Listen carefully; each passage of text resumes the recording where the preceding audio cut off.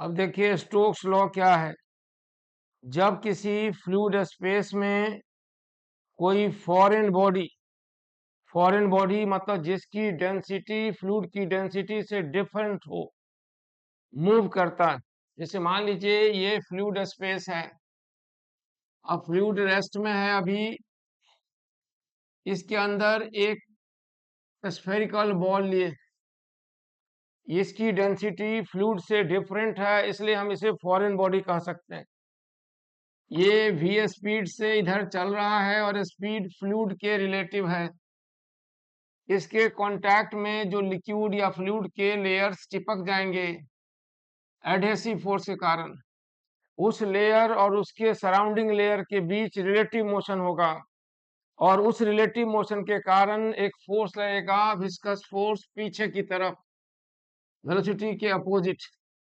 इसी viscous force को Stokes law बताता है कि when a foreign body is moving inside the fluid relative to the fluid, it experiences a resistive force opposite to the direction of motion, that force viscous force। उसी को Stokes law बताएगा। और वो viscous force का value किन किन बातों पर डिपेंड करता है ये भी बताएगा स्टोक्स लॉ। ठीक है, और स्टोक्स लॉ के अनुसार वो किस किस बात पर डिपेंड करता है और डिपेंडेंस का क्या रिलेशन है, तो वही देखना है। अकॉर्डिंग टू स्टोक्स लॉ ये किस किस बात पर डिपेंड करता है। द विस्कस ड्रैग जो है वह डिपेंड करता है फॉरेन बॉडी पर, डिपेंड्स अपॉन किस पर, तो पहला इट डिपेंड्स अपॉन ईटा यानी कोफिशिएंट ऑफ विस्कोसिटी। तो विस्कस फोर्स एफ जो है ये डायरेक्टली प्रोपोर्शनल दिखा जाते हैं ईटा पर पावर ए हमें पता नहीं, उससे पता लगाना है हमको। दूसरा ये डिपेंड करता है रेडियस, किसका रेडियस, उस फॉरेन बॉडी का रेडियस, पावर बी। और तीसरा ये डिपेंड करता है रिलेटिव वेलोसिटी पर, उसका पावर सी। और ये सारे डिपेंडेंस इस तरह हैं कि इक्वेशन एस्टेब्लिश होगा जो principal of homogeneity of physical equation को ओबे करेगा। और वो इक्वेशन हो गया F बराबर सम कांस्टेंट के और eta power A R power B V power C. अब principle of homogeneity of physical equation, left side में dimensional formula M L T minus two और राइट साइड में M L minus one T minus one power A और L power B और L T minus one power है C. अब थोड़ा और आगे बढ़ाएं, सिंप्लीफाई करें तो इक्वेशन आ गया बाएं साइड में m पावर a हो गया l माइनस ए प्लस बी प्लस सी और t माइनस ए माइनस सी और यहाँ हो गया m l t minus two. अब लेफ्ट साइड और राइट साइड अगर ये principal of homogeneity of physical equation को ओबे करता है अगर, तो डायमेंशन दोनों साइड का एक होगा, यानी a बराबर होगा 1 के और ए माइनस ए प्लस बी प्लस सी बराबर होगा 1 के और माइनस ए माइनस सी बराबर होगा -2 के। अब ए का वैल्यू वहां रख दीजिए तो सी निकल जाएगा, इसका वैल्यू यहां रखते हैं तो सी बराबर कितना होगा देखिए, ये सब माइनस हो गया, ए का वैल्यू यहां रखे तो सी बराबर भी 1, तो सी आ गया 1, ए भी 1 आ गया। अब बी के बारे में बताइए, जब यहाँ 1 1 रखते हैं तो बी भी 1, सब वैल्यू रख दीजिए तो F resistive force viscous force 6 pi eta R v, ये वेलोसिटी डिपेंडेंट रेजिस्टिव फोर्स है जो वेलोसिटी के अपोजिट लगता है। जब कोई फॉरेन बॉडी किसी फ्लूइड स्पेस में फ्लो कर रहा हो, मूव कर रहा हो, तो उसका सरफेस एरिया, उसका सरफेस नेचर, उसकी फ्लूइड का नेचर, उसकी रिलेटिव वेलोसिटी, सब पर डिपेंडेंट एक फोर्स रहेगा जिसे आप विस्कस फोर्स कहते हैं, जो वेलोसिटी के अपोजिट होता है और उसका डायरेक्शन वेलोसिटी के साथ बढ़ता जाता है। अगर बॉडी रेस्ट में है तो सिर्फ ग्रेविटी होगा, हवा में अगर रेस्ट में है तो सिर्फ ग्रेविटी होगा और बॉयंसी होगा। लेकिन जब वो मोशन में है डाउनवर्ड या अपवर्ड, तो उस पर ग्रेविटी भी है, बॉयंसी भी है और विस्कस ड्रैग भी है। और तीनों का इफेक्ट हो सकता है कि किसी समय रिजल्टेंट फोर्स 0 हो जाए, स्पीड कांस्टेंट हो जाए। उसी स्पीड को टर्मिनल स्पीड कहते हैं, जिसको आगे देखना है। यानी हमें अब देखना है मोशन किसका, बॉडी का, किसी भी बॉडी का फ्लूइड स्पेस में, यानी एयर में अंडर ग्रेविटी या लिक्विड में वाटर में अंडर ग्रेविटी। जब ग्रेविटी भी है, बॉयंसी भी है और उस पर विस्कस ड्रैग भी लग रहा हो, तब उसकी वेलोसिटी टाइम के साथ किस तरह चेंज करती है और कब वो वेलोसिटी कांस्टेंट हो जाएगी, इसके बारे में देखना है। स्टोक्स लॉ यही हुआ कि viscous drag acting on a foreign body when the body is moving inside the fluid depends upon factors, depends upon surface area, its radius, coefficient of viscosity and other factors में relative velocity। अब terminal speed यानी motion of the foreign body inside fluid under gravity देखना है। यानी जब गुरुत्वाकर्षण भी हो, बुयांसी भी हो और हवा हो या पानी हो और उसमें फ्लूइड कोई foreign body under gravity motion में हो, रिलीज किया जाए, तो उसकी वेलोसिटी टाइम के साथ कैसे बदलेगी। तो मान लीजिए ये एयर है और इसमें एक बॉडी है जिसको हम रिलीज किए हैं। आफ्टर रिलीज यहाँ से शुरू में नहीं देख रहे हैं और लास्ट में भी नहीं देखना है, बीच में यहाँ पर इस पर कौन कौन फोर्स लग रहा होगा जब इसकी वेलोसिटी v है। ये इनिशियल वेलोसिटी नहीं है, इनिशियल वेलोसिटी 0 ले सकते हैं अगर हम बॉल को रिलीज करते हैं हवा में, पानी में अंडर ग्रेविटी। इस समय इस पर ग्रेविटी का फोर्स होगा, उसे Vw बोलेंगे। इस समय इस पर बुआंट फोर्स होगा, उसको b कहेंगे। और वेलोसिटी डाउनवर्ड है और डाउनवर्ड डायरेक्शन को हम पॉजिटिव ले रहे हैं, इस पर विस्कस ड्रैग भी काम करेगा और वो विस्कस ड्रैग वेलोसिटी के डायरेक्शन के अपोजिट होगा। अब इसका काइनेटिक इक्वेशन ऑफ मोशन यानी फोर्स का इक्वेशन एस्टेब्लिश करते हैं। तो फोर्स की इक्वेशन में साइन कन्वेंशन ये है कि जिधर वेलोसिटी हो रही है, मोशन हो रहा है, उसको हम पॉजिटिव मान लें और उसके अपोजिट डायरेक्शन को निगेटिव माने।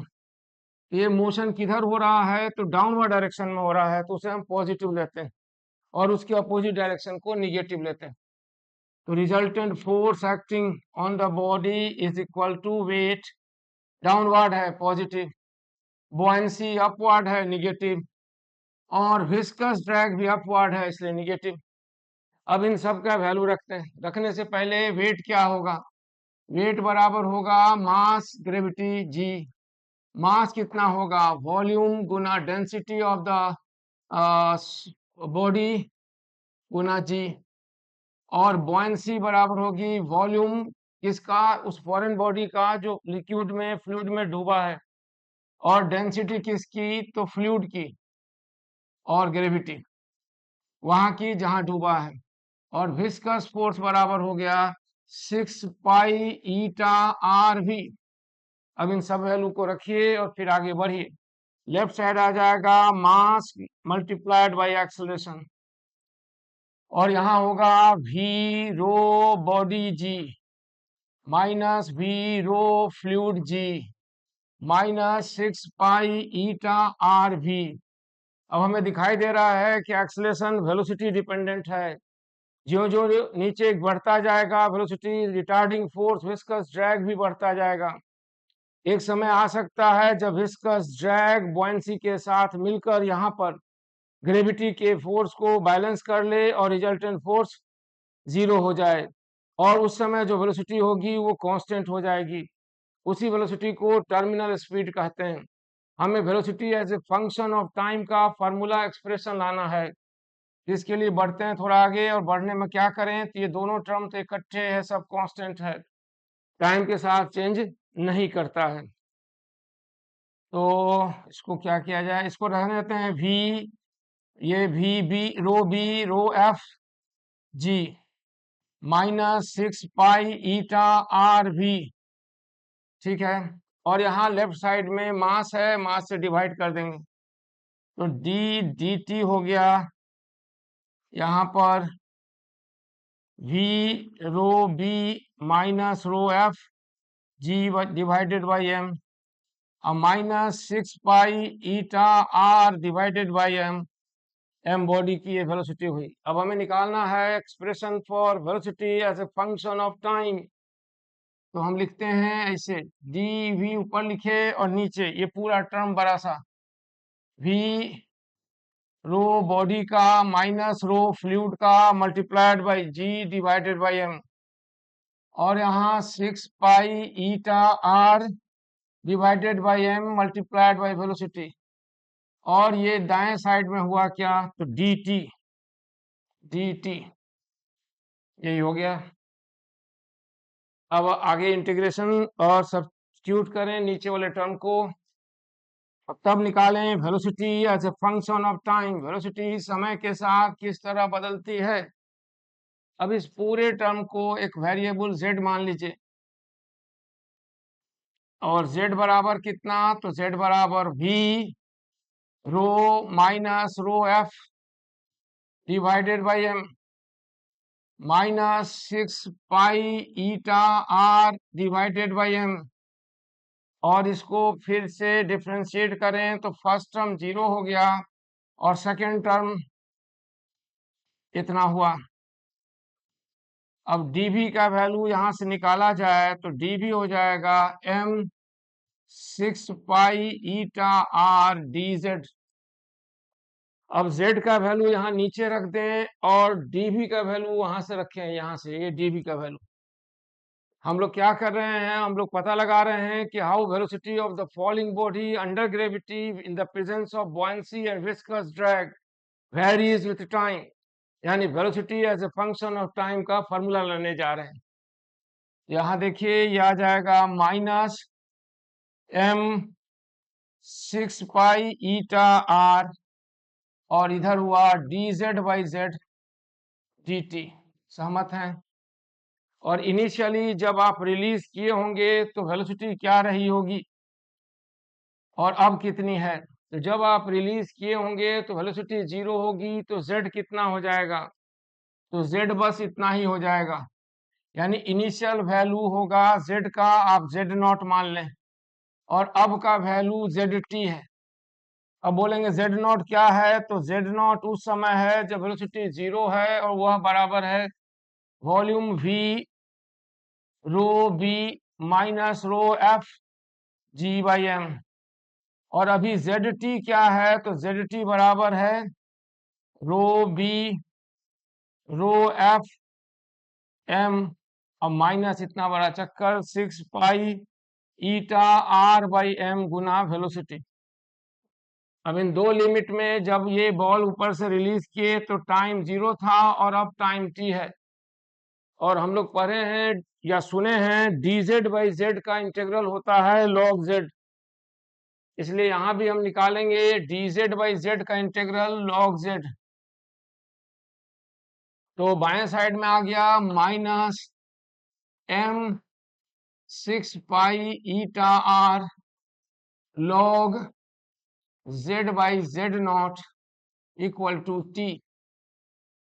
अब इसको थोड़ा और स्टेप बढ़ाइए, log बेस ही z by z0 equal to, इधर दाएं जाए -6 pi eta R T by M.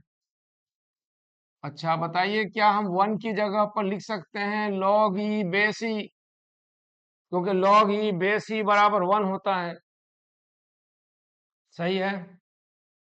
अब इसको एक स्टेप और आगे बढ़ाते हुए बाएं साइड लिखेंगे log z बाई z0, और उधर हो जाएगा log e to the power 6 pi eta R time divided by M.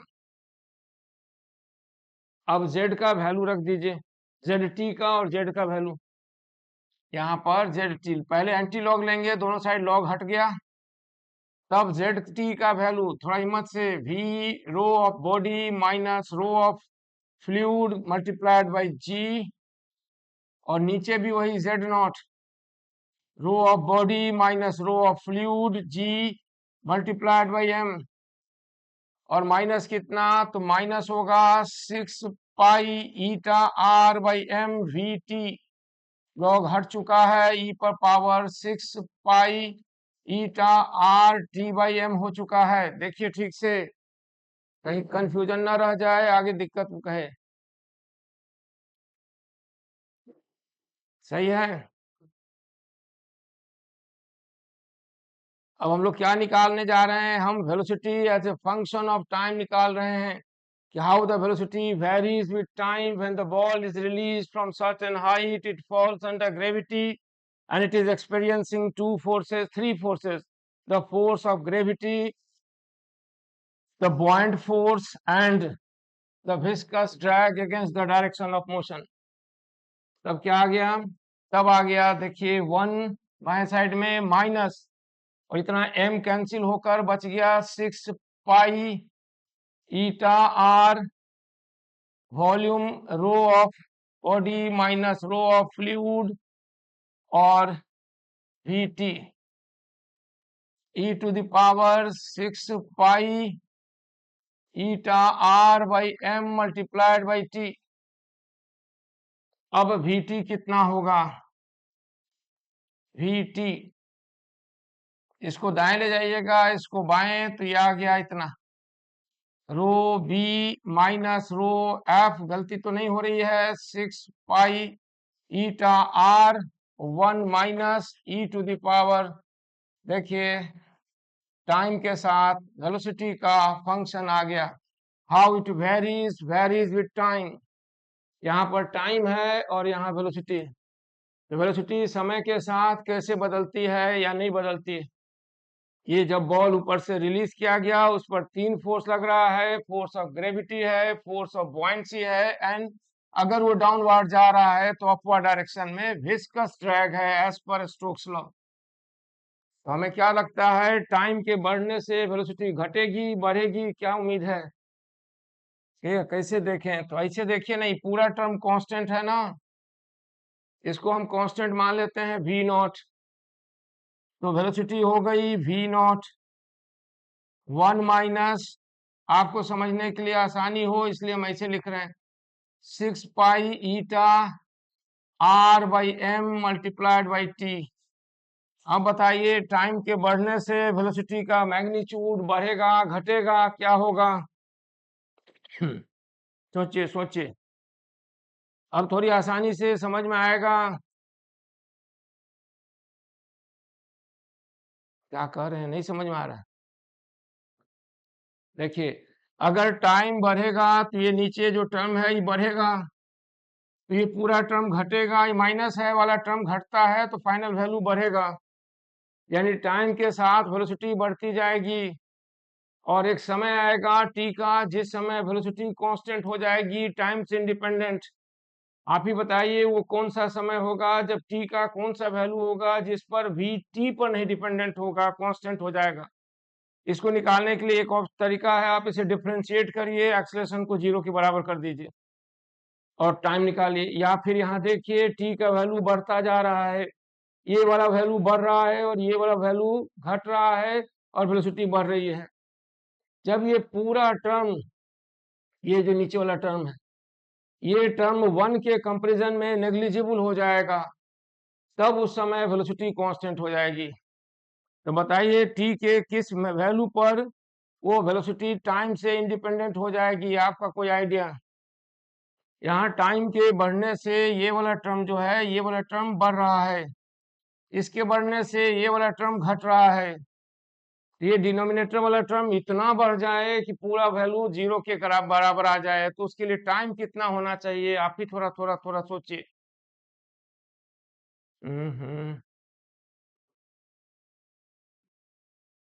अगर टाइम इन्फिनिटी हो जाए लॉन्ग टाइम के बाद, कि व्हेन t टेंड्स टू 0, नहीं t टेंड्स टू इन्फिनिटी, तो t इन्फिनिटी हो गया तो e पर पावर इन्फिनिटी मतलब 0, सब गड़बड़ हो गया। सही है, e पर पावर इन्फिनिटी मतलब इन्फिनिटी, और इन्फिनिटी 1 को इन्फिनिटी से डिवाइड किए तो 0 आ गया, तब वेलोसिटी हो जाती है v not, that is called terminal speed.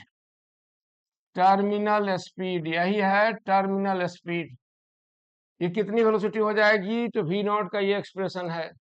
जब ऐसा हो जाए कि तीनों मिलकर 0 हो जाए, तीनों मतलब W नीचे, buoyancy ऊपर, F ऊपर मिलकर 0 हो जाए, तब जो वेलोसिटी होगी उसी को कहेंगे, यानी v रो बॉडी g माइनस v रो फ्लूइड g माइनस 6 pi eta R V terminal speed equal to 0।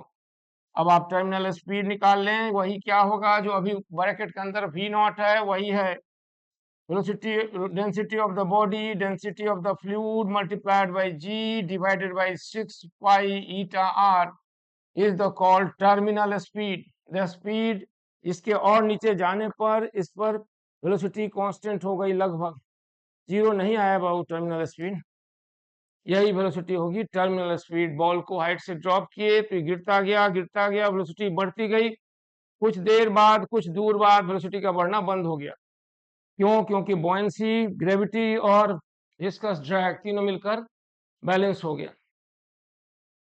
ये हुआ विस्कोसिटी का स्टोक्स लॉ। अब एक कंसेप्ट छोटा सा कि विस्कोसिटी टेम्परेचर के साथ कैसे वेरी करती है, यानी how viscosity of the gas and viscosity of the liquid varies with temperature, यानी temperature dependence of viscosity.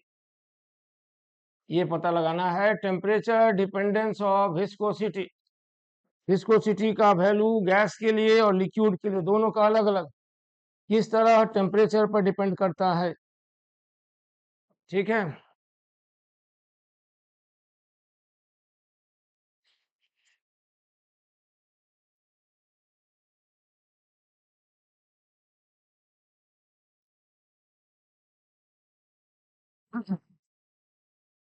Viscosity किस किस टेम्परेचर पर कैसे डिपेंड करता है, उसमें पहला गैस का अलग लेते हैं और लिक्विड का अलग।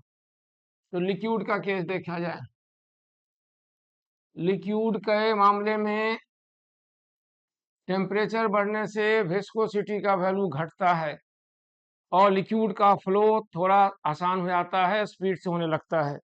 ऐसा क्यों?